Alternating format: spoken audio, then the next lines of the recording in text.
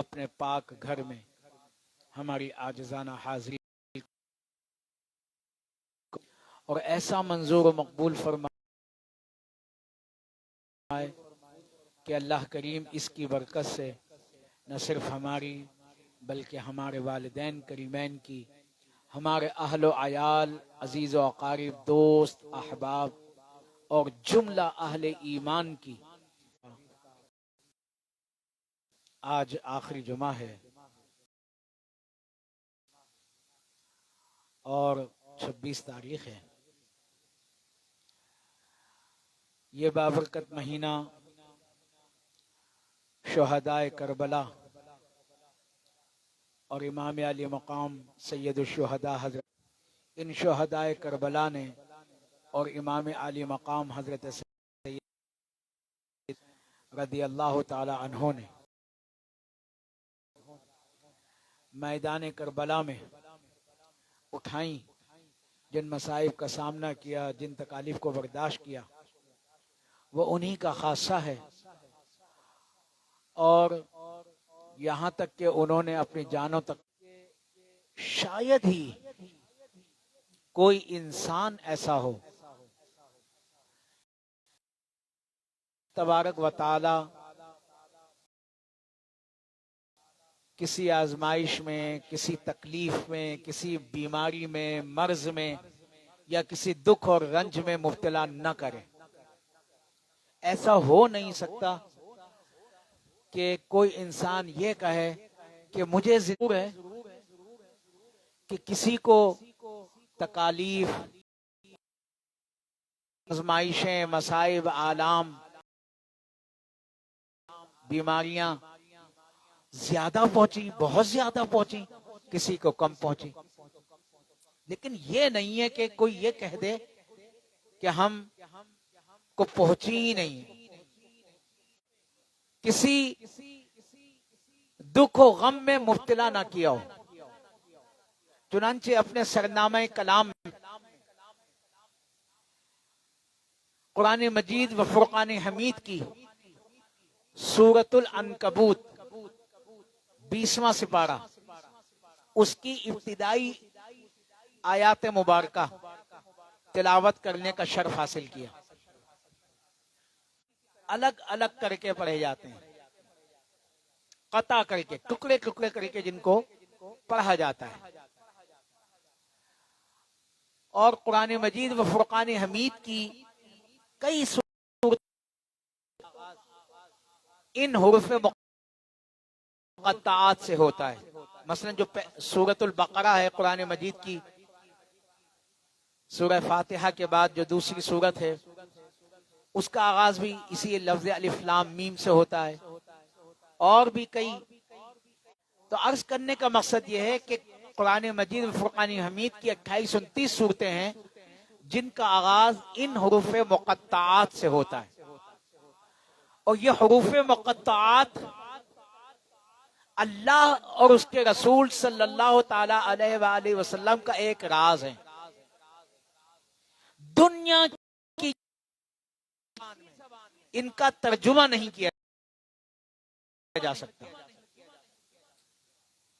ان کے معنی و معارف یا تو اللہ کو معلوم ہے یا اللہ کی عطا سے اس کے حبیب کریم صلی اللہ علیہ وسلم کو معلوم ہے۔ یہ ایک اسرار ہے۔ چنانچہ اس سورۃ العنکبوت کا آغاز بھی اس لفظ الف لام میم سے ہوا۔ تعالیٰ ہوا احسب الناس، کیا لوگوں نے یہ گمان کر رکھا ہے، کیا لوگوں نے یہ سوچ رکھا ہے، کیا لوگ یہ سمجھتے ہیں محض یہ کہہ دینے پر چھوڑ دیے جائیں گے؟ کیا کہنے پر؟ آمنا، کہ ہم ایمان لے آئے۔ وَهُمْ لَا يُفْتَنُونَ، اور انہیں آزمایا نہیں جائے گا، ان کی آزمائش نہیں ہوگی۔ یعنی یہ اس آیت مبارکہ کا آسان سا ترجمہ ہے، مفہوم ہے پھر سماعت فرما لیجیے. احسب الناس، اللہ کریم فرما رہا ہے کیا لوگوں نے یہ سمجھ رکھا ہے، کیا لوگ یہ گمان کرتے ہیں ان یترکوا ان یقولوا آمنا، کہ وہ محض کہہ دینے پر چھوڑ دیے جائیں گے کہ ہم ایمان لے آئے. وہم لا یفتنون، اور انہیں آزمایا نہیں جائے گا. کیا مطلب ہوا اس کا؟ اس کا مطلب یہ ہوا کہ اللہ کریم یہ ارشاد فرما رہا ہے کہ میں نجات پا گیا، میں کامیاب ہو گیا، تو بے شک یہ کلمہ کامیابی کی ضمانت ضرور ہے، اور اللہ تبارک و تعالیٰ کے نزدیک یہ گواہی بڑی اہمیت رکھتی ہے. ایمان بڑی قدر و قیمت والا ہے. یعنی کسی انسان کا زبان سے یہ بے شک بڑے معنی رکھتا ہے، اہمیت رکھتا ہے، لیکن اللہ کریم فرما رہا ہے کہ جس نے یہ کہا کہ ہم ایمان لے آئے، ہم مسلمان ہو گئے، ہم ایمان والے ہو گئے، تو اب وہ ابتلاء و آزمائش کے لیے تیار ہو جائے، مصائب و آلام کا سامنا کرنے کے لیے تیار ہو جائے.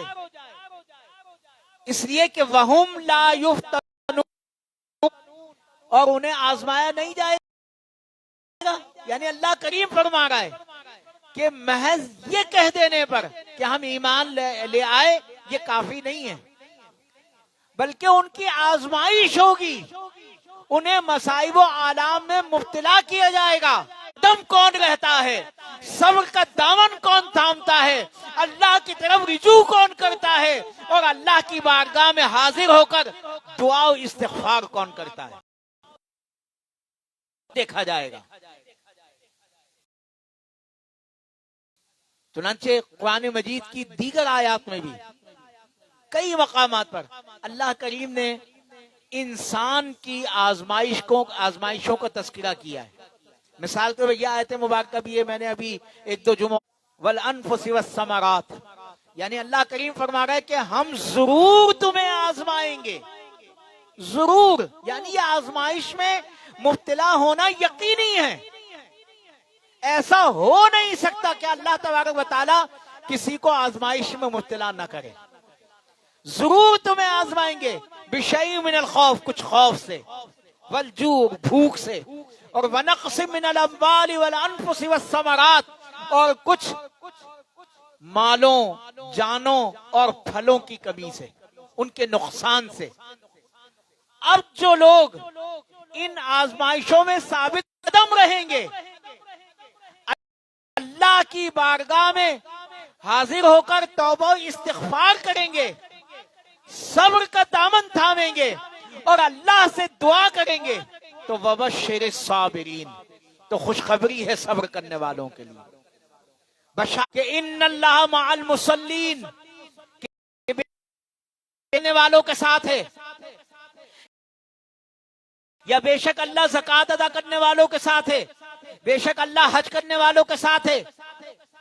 لیکن اپنی معیت کی، اپنی رفاقت کی، اپنی قربت کی سند عطا فرمائی تو ان کو عطا فرمائی جو اللہ کی آزمائش، کسی آزمائش میں مبتلا کرتا ہے، کسی مصیبت میں، کسی بیماری میں، تکلیف میں، گنج و غم میں مبتلا کرتا ہے، اور پھر وہ شکوہ و شکایت نہیں کرتے، واویلا نہیں کرتے. جیسے بعض اوقات کثرت مصائب کی وجہ سے یا بیماری و مرض کی شدت، اللہ تعالیٰ کو پتہ نہیں کیا اس کی مرضی ہے کہ ہمارے گھر سے مصیبت ہی ختم نہیں ہوتی، ہمارے گھر سے بیماری ختم نہیں ہوتی، ایک کے بعد دوسرا، دوسرے کے بعد تیسرا بیماری ہوتا رہتا ہے.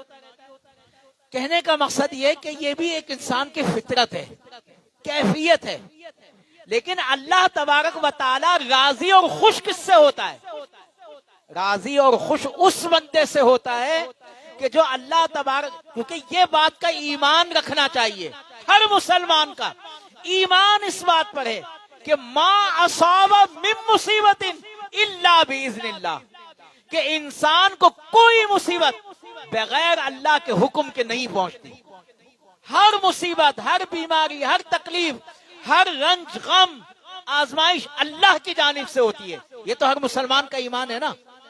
तो जब इस बात पर ईमान है कि अल्लाह की तरफ से है, तो इस बात पर भी ईमान होना चाहिए कि जिसने इस मुसीबत और आजमाइश में मुब्तला किया है वही अल्लाह इस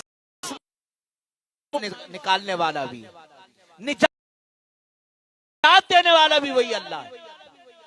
तो चुनांचे कुरान करीम की एक आयत में यह भी है कि नबलुवकुम अय्युहुम अहसनु अमला। अल्लाह फरमाता है कि हम जरूर तुम्हें आजमाएंगे।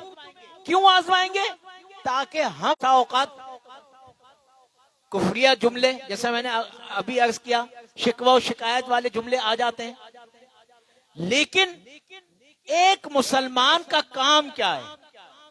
उसका काम यह है कि वो अपने ऊपर आने वाली मुसीबत और आजमाइश को मिन जानिब अल्लाह समझे और ये समझे। एक और कुरान मजीद की आयत मुबारक है, ये मौजू से मौजू है, किसी एक नशिश में मुमकिन नहीं होता कि ये जो मुसीबतें आती हैं, आजमाइशें आती हैं, मिसाल के तौर पर इस वक्त भी हमारे वतन अजीज पाकिस्तान पर ये बारिशों की आजमाइश आई हुई है। बारिशों से यानी जरूरत से जायद बारिशें, मां असाबा मिन मुसीबतिन फबिमा कसबत अयदीकुम, कि अल्लाह करीम फरमाता है कि तुम्हें जो भी कोई मुसीबत पहुंचती है वो तुम्हारे अपने हाथों की कमाई होती है, वो तुम्हारे अपने करतूतों, यानी जो भी इंसान के मुसीबतें हैं, तकालीफ हैं, रंजो आलाम है, मसाइब हैं, वो इंसान के गुनाहों की वजह से होते हैं।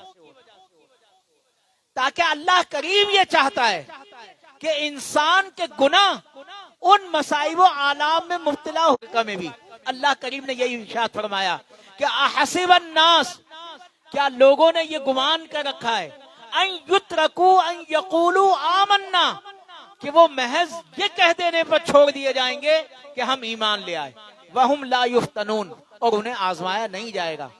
तो मेरे दोस्तों और बुजुर्गों, हम में से हर शख्स की आजमाइश होनी है, हो रही है और होती रहेगी।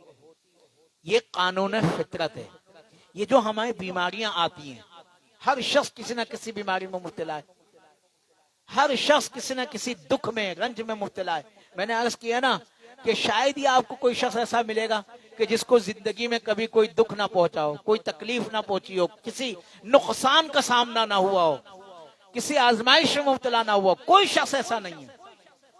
इसलिए नहीं है कि ऐसा कानून फितरत नहीं है, अल्लाह का कानून है कि अल्लाह ने जिस किसी इंसान का हसीबन नास है, नास यानी जो भी इंसान पैदा किया गया है अल्लाह तबारक व तआला की जानिब से, उसे आजमाया जरूर जाएगा, उसे मुसीबतों में, तकलीफों में, बीमारियों में मुब्तला जरूर किया जाएगा।